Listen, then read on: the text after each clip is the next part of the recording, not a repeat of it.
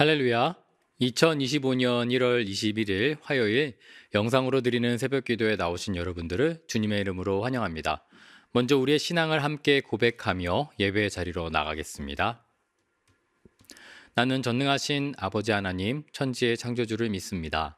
나는 그의 유일하신 아들 우리 주 예수 그리스도를 믿습니다. 그는 성령으로 잉태되어 동정녀 마리아에게서 나시고 본디오 빌라도에게 고난을 받아 십자가에 못 박혀 죽으시고 장사된 지 사흘 만에 죽은 자 가운데서 다시 살아나셨으며 하늘에 오르시어 전능하신 아버지 하나님 우편에 앉아 계시다가 거기로부터 살아있는 자와 죽은 자를 심판하러 오십니다. 나는 성령을 믿으며 거룩한 공교회와 성도의 교제와 죄를 용서받는 것과 몸의 부활과 영생을 믿습니다. 아멘. 함께 기도하겠습니다. 살아계신 하나님 아버지 감사합니다. 하루하루 지날수록 하나님의 은혜가 어찌나 큰지 다시금 돌아보게 됩니다.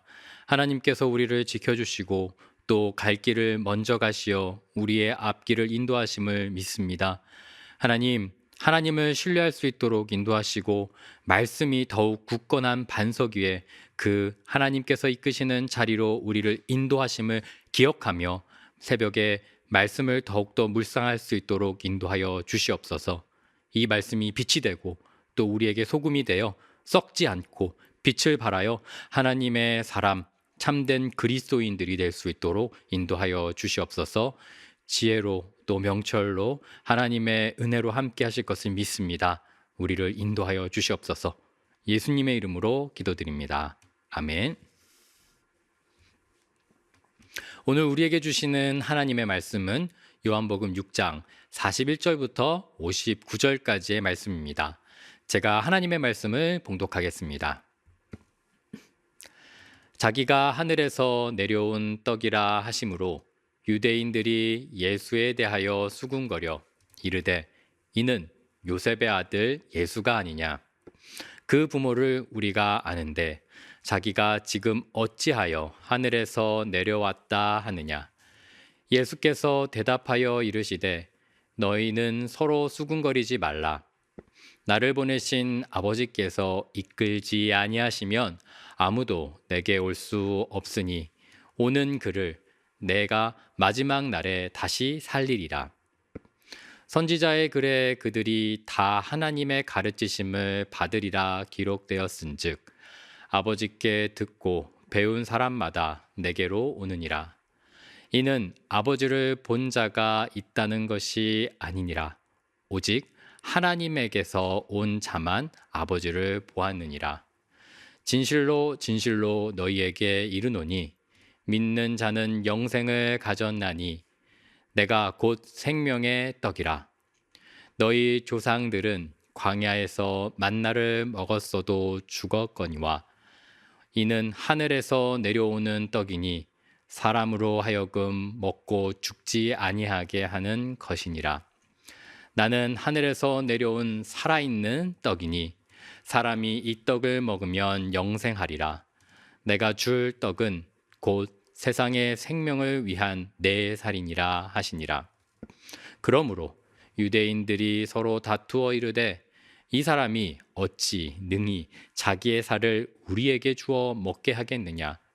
예수께서 이르시되 내가 진실로 진실로 너희에게 이르노니 인자의 살을 먹지 아니하고 인자의 피를 마시지 아니하면 너희 속에 생명이 없느니라. 내 살을 먹고 내 피를 마시는 자는 영생을 가졌고 마지막 날에 내가 그를 다시 살리리니 내 살은 참된 양식이요 내 피는 참된 음료로다. 내 살을 먹고 내 피를 마시는 자는 내 안에 거하고 나도 그 안에 거하나니 살아계신 아버지께서 나를 보내심에 내가 아버지로 말미암아 사는 것 같이 나를 먹는 그 사람도 나로 말미암아 살리라. 이것은 하늘에서 내려온 떡이니 조상들이 먹고도 죽은 그것과 같지 아니하여 이 떡을 먹는 자는 영원히 살리라. 이 말씀은 예수께서 가버나움 회당에서 가르치실 때에 하셨느니라. 아멘. 가나안과 메소포타미아 등이 있는 고대 근동 지역은 모두 밀 농사의 그 문화권에 해당합니다. 우리가 읽는 개정 성경이 번역되었던 당시 선교사들은 우리나라 사람들에게 빵이 주식이 아니므로 익숙하지 않기에 이 말을 떡으로 번역하였습니다. 이 번역, 그리고 지금까지 내려오고 있는 상황인데요. 성경에 기록된 모든 떡은 아마 대부분 빵에 해당한다라고 보시면 될 것 같습니다. 곡물은 날 것 상태로 소화하기 어렵지요. 몸에 많은 에너지를 주지 못합니다. 그러나 곡물을 굽고 그리고 가공하면 소화가 훨씬 쉬워지고 에너지 전달에도 좋습니다. 또한 누룩과 같은 부분들을 넣어서 빵을 발효시키면 훨씬 부드러워지고 맛도 더해집니다. 고대에는 포도주 찌꺼기나 나물들을 반죽하여서 발효를 시킨 다음 보리빵 반죽하여서 일부를 떼어 그것을 발효하여서 누룩으로 사용하여 빵을 만들었습니다. 이 누룩을 사용한 빵이 유교병이라고 합니다. 오늘날 페타빵이라고 부르는 근동 지역의 쫄깃한 빵을 가리킨다라고 이야기할 수 있을 것입니다. 우리는 살아가기 위해 매일 음식을 먹습니다. 음식은 우리의 생명을 유지하고 에너지를 주는데 필수적입니다. 빵과 떡 그리고 밥 같은 기본 양식은 우리의 육체적인 생명을 유지하는데 꼭 필요하죠. 오늘 본문의 때는 먹는 것이 비교적 자유롭지 못하던 시대였습니다. 지금보다 먹을 것이 부족했기에 많은 시간과 노력을 쓰던 때입니다. 그 사람들은 물을 얻기 위해 우물을 찾아다녔고 먹을 것을 얻기 위해 지금보다 많은 노력을 기울였을 것입니다. 그래서 그들은 자연스럽게 빵과 떡에 많은 관심을 가졌을 것입니다. 예수님은 그런 상황 가운데 오늘 본문 바로 전에 오병이어 기적을 보여주셨습니다. 이 기적으로 많은 사람들이 모여들었을 것입니다. 이 기적들은 그들에게 가난에서 벗어날 수 있는 기회로 보였을 것입니다. 또 다른 사람들에게는 정치적으로 탄압받고 있는 이스라엘을 해방시켜 줄 수 있는 기회로 보였을 것입니다. 당시 모여들었던 자들은 대부분 예수님을 배고픔에서 식민지에서 해방시켜 줄 기적의 영웅으로 보았을 것입니다. 오늘날 우리가 기대하는 예수님의 모습도 이와 같지 않은가 다시금 생각해 보게 됩니다. 다른 복음서와는 다르게 요한복음에서는 예수님이 자신에 대해서 정의하시는 부분이 등장합니다. 나는 무엇이다 라고 표현하는 것이 바로 그것입니다. 에고 에이미라는 원어로 표현되어서 7차례 등장하고 있습니다. 첫 번째 표현이 바로 오늘 본문 나는 생명의 떡이다 라는 표현입니다. 떡을 걱정하지 않고 싶은 사람들에게 다시금 해방을 원하는 사람들에게 예수님께서는 영원한 생명을 가르치셨습니다. 그들이 기대하는 것과는 전혀 다른 영원한 생명을 말씀하셨던 것입니다. 가장 먼저 예수님께서는 이스라엘 백성들이 광야에서 먹었던 만나를 언급하셨습니다. 모세를 통해 하늘에서 내려온 만나를 먹었던 조상들은 일시적으로 배고픔을 해결했지만 결국 죽음을 피하지 못함을 말씀하셨습니다. 만나는 하나님의 은혜와 기적이었지만 육체적인 필요만을 채우는 음식이었습니다. 물론 그 과정 속에서 기적이 있었지요. 우리는 심지도 않았음에도 불구하고 인간이 노력이 들어가지 않았음에도 불구하고 하늘로부터 주어지는 기적을 기대합니다.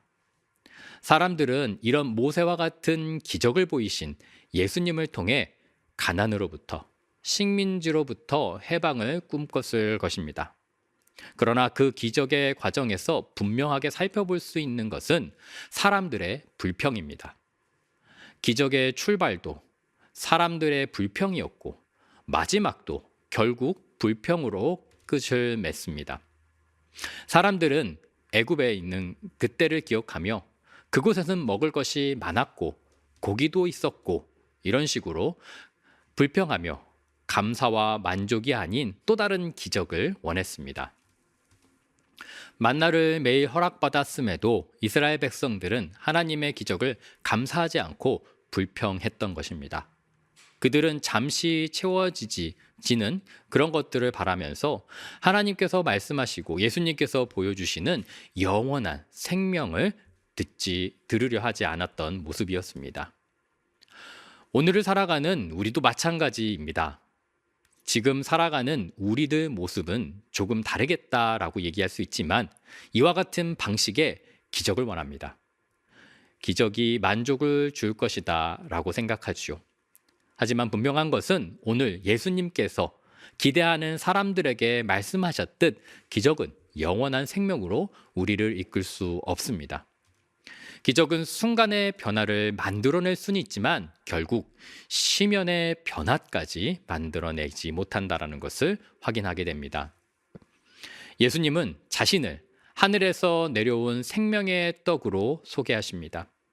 이 떡은 단순히 육체적 배고픔을 해결하는 그런 해결의 도구가 아니라 영원한 생명을 주는 영적 양식입니다. 이 떡을 먹는 자는 영원히 죽지 아니하리라 라고 말씀하셨습니다. 우리의 삶이 육체적 음식만이 아니라 하나님의 말씀과 예수님의 생명으로 채워지기를 바랍니다. 하나님의 말씀을 매일 묵상하고 그분과 교제하기를 즐거워하며 그렇게 영적 배고픔과 갈급함으로 그것을 채우시는 예수님을 기대하는 우리들이 되기를 소원합니다. 유대인들은 이와 같은 예수님의 말씀을 이해할 수 없었습니다. 유대인들은 예수님의 말씀을 듣고 수군거렸고 서로 다투었습니다. 그들은 생명의 떡이라는 예수님의 말씀에 자기의 살을 먹어야 한다라는 식으로 오해했던 것이죠. 그들은 영적인 가르침에 대해 자기의 생각, 고정관념에 둘러싸여 예수님이 말씀하시는 참된 의미를 이해할 수 없었던 것입니다. 예수님은 자신의 살과 피를 먹는 그리고 마시는 그 모습을 통해 영생을 얻는다라고 말씀하셨습니다. 이는 단순히 물리적으로 음식을 먹는 것을 의미하지 않고 예수님의 희생을 믿고 영적 생명에 참여하는 것을 의미합니다. 오늘 본문 49절에 먹다라는 표현은 에파고산이라는 광야에서 만나를 먹었던 단순한 섭취했던 그런 의미를 이야기하고 있습니다. 그러나 54절 먹다는 트로고라는 원어로 꼭꼭 씹어 되새김하며 깊이 참여한다라는 의미를 가진 단어입니다. 예수님과의 깊은 연합을 상징하는 단어이지요. 오늘 신약의 시대를 살고 있는 우리에게 예수님의 살과 피를 먹고 마시는 행위는 성만찬을 통해 구체적으로 표현되는 것이죠.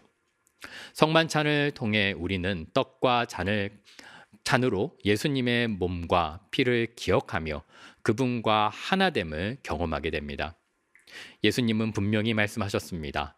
내 살을 먹고 내 피를 마시는 자는 내 안에 거하고 나도 그의 안에 거하느니라. 이는 예수님과의 깊은 연합과 영적인 연합과 지속적인 관계가 우리에게 있음을 보여준 것입니다. 바라기는 저와 여러분들이 예수님께서 말씀하셨듯 생명의 떡에 참여하는 자들이 되기를 소원합니다.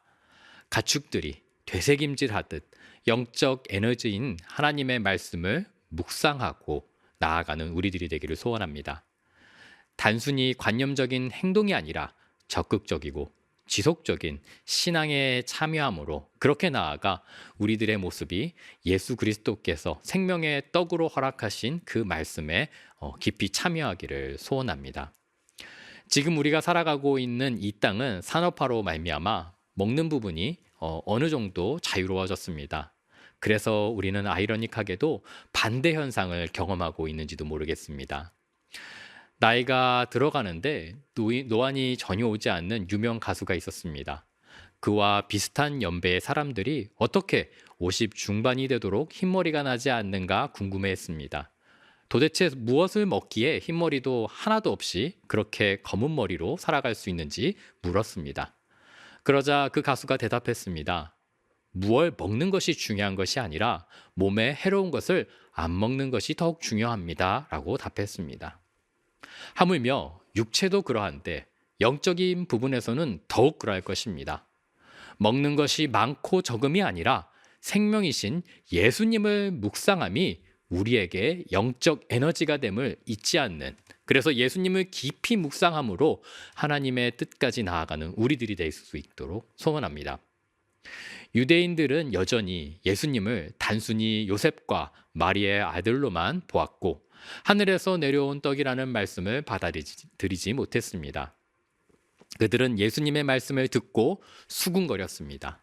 이는 광야에서 만나라는 떡을 받았고 그럼에도 불구하고 대부분의 이스라엘 백성들이 영생의 떡을 본 유대의 모습으로 하나님을 바라보지 못했던 것과 비슷하다라고 이야기할 수 있을 것입니다.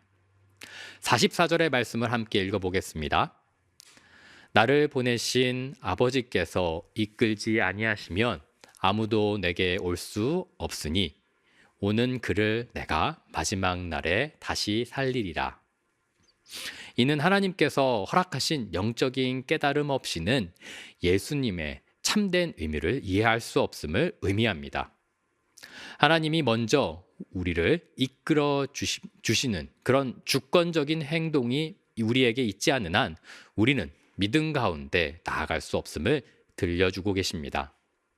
우리가 하나님을 믿게 된 것은 우리의 능력이 아니라 하나님이 먼저 우리에게 찾아오신 사랑과 은혜 덕분입니다.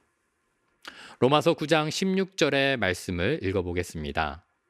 그런즉 원하는 자로 말미암음도 아니요 다름질하는 자로 말미암음도 아니요 오직 긍휼히 여기시는 하나님으로 말미암음이니라.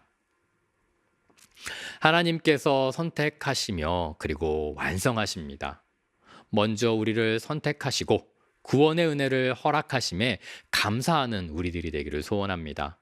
나아가 우리가 다 알고 다 이해할 수 없는 오늘의 환경과 여건, 하나님을 향한 마음이라 할지라도 그럼에도 믿음으로 이끄시는 우리 하나님을 신실하게 신뢰하며 그리고 살아계신 하나님과 동행하기를 다짐하는 우리들이 되기를 소원합니다. 기독교 시인 김현승의 아침 식사라는 짧은 시를 천천히 함께 묵상했으면 좋겠습니다. 이 짧은 시를 통해 우리에게 영육간의 양식을 허락하시는 하나님께 감사하는 시간이 되기를 바랍니다. 아침 식사, 김현승. 내 아침상 위에 빵이 한 덩이, 물 한 잔. 가난으로도 나를 가장 아름답게 만드신 주여. 겨울의 마른 잎새 한 끝을 당신의 가지 위에 남겨두신 주여. 이 맑은 아침, 내 마른 떡 위에 손을 얹으시는 고요한 아침 햇살이시여. 아멘. 함께 기도하겠습니다. 하나님, 예수님을 우리의 생명의 떡으로 참여할 수 있도록 인도하여 주시옵소서. 우리의 아버지 되시며 그리고 우리를 선택하신 하나님의 절대 주권을 우리에게 허락하여 주심에 감사드립니다. 이 믿음을 끝까지 지킬 수 있는 우리들이 될 수 있도록 인도하여 주시옵소서. 말씀이 꿀송이보다 더 달게 하시고 이 말씀 묵상이 우리로 하여금 그리스도의 몸에 더 적극적으로 참여할 수 있는 시간 되게 하여 주시옵소서. 이 말씀이 에너지가 되어 힘이 되어서 능력이 되어서 우리의 삶 곳곳에 뿌려지게 하시고 이로 말미암아 하나님께서 이끌어 가시는 우리의 삶을 맞이할 수 있도록 인도하여 주시옵소서. 우리의 많은 기도 제목이 있습니다. 다 할 수 없고 다 이해할 수 없지만 주님께서 이미 허락하셨음을 믿습니다. 하나님의 절대 주권을 인정하고 하나님께로부터 출발하였고 마친다라는 것을 끝까지 포기하지 않고 오늘 하루를 충실히 살아갈 수 있는 우리들이 될 수 있도록 인도하여 주시옵소서. 우리에게서 불평이 거치게 하시고 감사가 열매 맺도록 인도하여 주시옵소서. 예수님의 이름으로 기도드립니다. 아멘. 각자의 기도 제목으로 계속해서 나아가도록 하겠습니다.